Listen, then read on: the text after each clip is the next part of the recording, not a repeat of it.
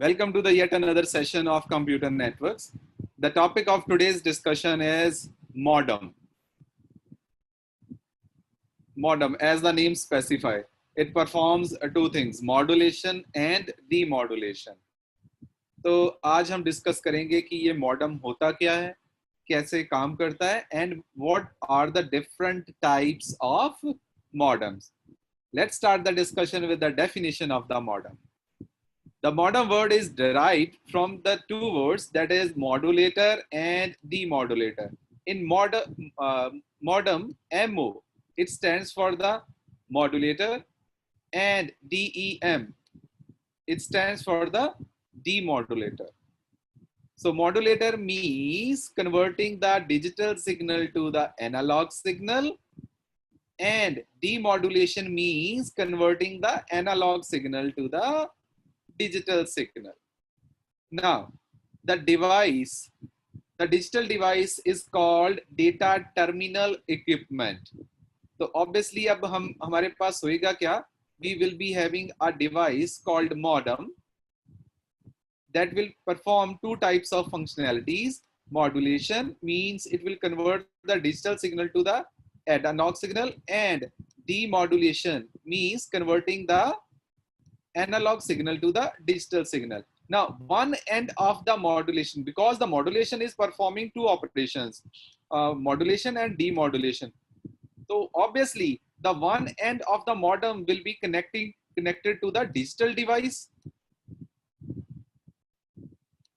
and the other end will be connected to the analog system. क्योंकि modem आपका दोनों चीजें कर रहा है, वो एनालॉग को डिजिटल और डिजिटल को एनालॉग में कन्वर्ट कर रहा है. तो इसका ऑब्वियसली मीनिंग ये है कि वो उसके साथ उसके दोनों एंड पे दो तरह के डिवाइस, दो तरह के टेक्नोलॉजीज कनेक्टेड होंगी, एनालॉग भी और डिजिटल भी. इसीलिए तो आपको डिजिटल को एनालॉग में कन्वर्ट करना पड़ रहा है और एनालॉग को डिजिटल में कन्वर्ट करना पड़ रहा है. अगर आपके पास ये दोनों डिफरेंट टेक्नोलॉजीज नहीं होगी दोनों एंड पे, तो मॉडेम को यूज करने का कोई लॉजिक ही नहीं है. बिकॉज मॉडेम दो तरह की फंक्शनैलिटी परफॉर्म करता है, analog to digital and digital to analog. तो इट मींस मॉडेम के एक साइड पे डिजिटल डिवाइस होगा और दूसरे एंड पे होगा एनालॉग डिवाइस, या एक तरफ होगी डिजिटल टेक्नोलॉजी और दूसरी तरफ होगी एनालॉग टेक्नोलॉजी. और जो एंड मॉडेम का डिजिटल डिवाइस के साथ या डिजिटल टेक्नोलॉजी के साथ कनेक्ट होगा, उसको हम बोलते हैं DTE, डेटा टर्मिनल इक्विपमेंट. तो जो मॉडेम का इंटरफेस कनेक्टेड है with the digital device is called DTE. Now the functionality of the modem can be easily understandable from this diagram. तो आप easily understand कर सकते हो, it's very much understandable. Now you have a modem. The one end of the modem is connected to the digital device, that is computer, and other end or other interface of the modem is connected to the telephone line that is basically analog in nature. So अब हो क्या रहा है, आपकी एक and पे modem के digital device है और दूसरे एंड पे आपके पास है transmission media, and that transmission media is basically analog in nature.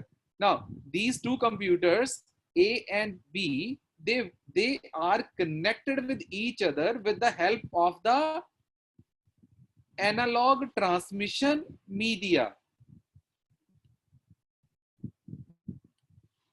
अब जो आपके डिवाइसेस हैं A और B, वो आपस में कनेक्टेड हैं with the help of the analog transmission media, but A and B, they are themselves are basically are digital devices. A और B दोनों आपस में कनेक्टेड हैं एनालॉग ट्रांसमिशन मीडियम के थ्रू, बट वो दोनों हैं digital device. So a digital device cannot directly transmit over a analog line. तो सबसे पहले जो डिजिटल डिवाइस होगा वो डिजिटल उस सिग्नल को हमें एनालॉग सिग्नल में कन्वर्ट करना पड़ेगा. तो उसकी कन्वर्जन के लिए हम यूज करेंगे मॉडेम. तो सेंडर ने क्या किया, सेंडर साइड पे डिजिटल टू एनालॉग कन्वर्ट किया, एनालॉग को ट्रांसमिट कर दिया ओवर द ट्रांसमिशन लाइन, और रिसीवर साइड पे रिसीव हुआ analog signal, but the receiver is a digital device, so we need to convert the analog signal to the digital signal again. So converting the digital signal to analog signal is called modulation, and converting back the analog signal to the digital signal is called demodulation. तो ये दोनों काम कौन करेगा? Modem sender side पे वो digital to analog convert करेगा, और रिसीविंग साइड पे वो एनालॉग से डिजिटल कन्वर्ट करेगा। अब मॉडम की जरूरत क्यों पड़ी? क्योंकि आपके डिजिटल डिवाइसेस को कनेक्ट करने के लिए जो हम ट्रांसमिशन मीडिया यूज कर रहे हैं वो बेसिकली है एनालॉग इन नेचर। तो अब अगर डिवाइसेस डिजिटल हैं और उनको कनेक्ट करने वाला मीडिया एनालॉग है, तो obviously we need to convert the analog to digital to analog on sender side and analog to digital on the receiver side, and these both operations are performed by the modem. Converting the digital signal to analog signal is called modulation, and converting the analog signal to the digital signal is called demodulation. So modem has two main components. तो ये दोनों operation perform करने के लिए उसके पास corresponding hardware होगा, hardware components होंगे। तो उसके पास दो मेन कंपोनेंट्स हैं, अब एक है मॉड्यूलेशन के लिए और दूसरा है डीमॉड्यूलेशन के लिए। आपको ये चीज क्लियर हो जाएगी from this diagram. Now this is your modem and these are the main components of the modem. Main components कौन से हैं? पहला है जी डिजिटल इंटरफेस। डिजिटल इंटरफेस आपके डिजिटल डिवाइस को कनेक्ट करने के लिए, डीटीई को कनेक्ट करने के लिए। ट्रांसमीटर, मॉड्यूलेटर, ट्रांसमीटर जो डेटा ट्रांसमिट करेगा, डिजिटल से एनालॉग कन्वर्ट करेगा सेंडर साइड पे, और रिसीविंग साइड पे आपके पास होगा डीमॉड्यूलेटर जो कन्वर्ट करेगा analog to the digital. Now the line interface will be used to connect your modem with the transmission medium. अब वो जो हमारे पास मॉडम सेटअप है, it can be a dedicated circuit or by using the traditional telephone lines. अगर आप traditional telephone lines use कर रहे हो तो लाइन इंटरफेस में आपके पास दो इंटरफेस होंगे। एक इंटरफेस होगा for the cable transmission media and the other interface will be used to connect the telephone line with the transmission media. तो ट्रेडिशनल टेलीफोन लाइंस में अगर आप कम्युनिकेशन करना चाहते हो तो मॉडेम यूज करना पड़ेगा, क्योंकि टेलीफोन लाइंस हैं तो आप वायर को कनेक्ट करोगे तो टेलीफोन इंस्ट्रूमेंट को भी तो कनेक्ट करोगे, डिवाइस को भी तो कनेक्ट करोगे, तो मॉडेम के पास उसके लिए भी प्रोविजन होगी। तो डिजिटल इंटरफेस होगा to connect the DTE, data terminal equipment, means digital device with the modem, and line interface will be used to connect the transmission, analog transmission media. और दो मेन मॉड्यूल्स होंगे, एक होगा transmitter, दूसरा होगा receiver. Transmitter convert करेगा analog to digital, means perform करेगा modulation, और रिसीवर कन्वर्ट करेगा analog to digital means demodulation. Modulator digital to analog sender side पे, और analog to digital receiver side पे, that is called demodulation. और दो line interface, एक ट्रांसमिशन मीडिया को कनेक्ट करने के लिए और दूसरा टेलीफोन इंस्ट्रूमेंट को कनेक्ट करने के लिए।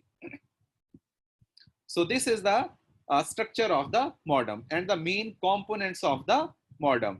So DTE will be used to connect the digital device with the modem. The transmitter will be used to convert the digital data, digital signal to the analog signal. Then the receiver will be used to convert the analog signal to the digital signal on the receiver side. And the line interface, it will be used to connect transmission media, that is analog in nature, and the telephone instrument with the modem. So this is the structure of the modem. Now talking about the types of modem, based upon the different parameters, modems can be categorized into three categories. अब वो जो parameters हैं वो कौन से हैं? पहला parameter है जी डायरेक्शनल कैपेसिटी। डायरेक्शनल कैपेसिटी में हम देखेंगे उसका ट्रांसमिशन मोड क्या है, क्या वो हाफ डुप्लेक्स है कि फुल डुप्लेक्स है। कनेक्शन टू द लाइन, क्या वो 2 वायर मॉडम है या 4 वायर मॉडम है। And the third is transmission mode means क्या वो सिंक्रोनस है या एसिंक्रोनस है। तो here we need to specify asynchronous, ये गैप यहाँ पे स्पेस नहीं है।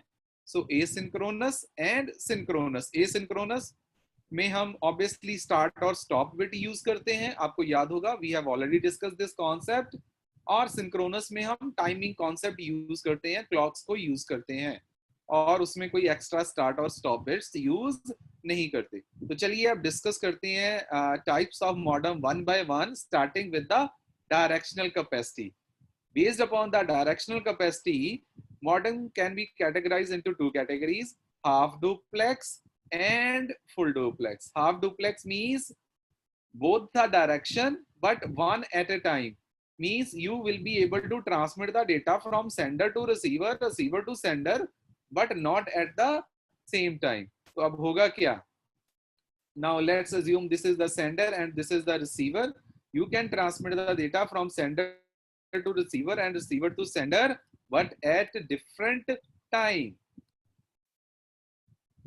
And in full duplex, we can transmit the data in both the direction at the same time. So let this discuss the concept of half duplex model and full duplex model. Now the concept of half duplex model and full duplex model is pretty much clear from the diagram. In the first diagram, we have explained the working concept of the half duplex modem. In half duplex modem, we will be performing one operation at a time, whether we will be transmitting the data or receiving the data at the given time. We cannot perform both the operations at the same time.